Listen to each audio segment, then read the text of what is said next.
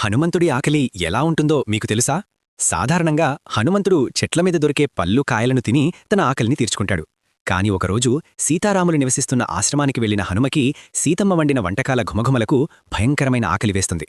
నేరుగా సీతమ్మ దగ్గరకు వెళ్లి, తల్లీ, నాకు చాలా ఆకలిగా ఉంది, తినడానికి ఏమైనా పెట్టండి అని అడుగుతాడు. అది విన్న సీతమ్మ చిన్నగా నవ్వుతూ హనుమని కూర్చోబెట్టి అరిటాకు వేసి వండిన పదార్థాలన్నీ వడ్డించడం ప్రారంభిస్తుంది.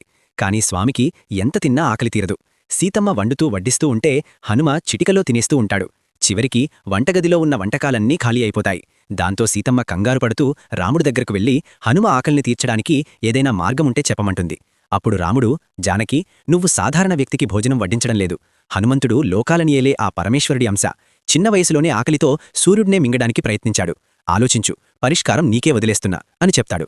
అది విన్న సీతమ్మ బాగా ఆలోచించి ఒక తులసాకుని తీసుకుని దానిపై రామ అని రాసి అన్నంలో కలిపి హనుమంతుడికిస్తుంది.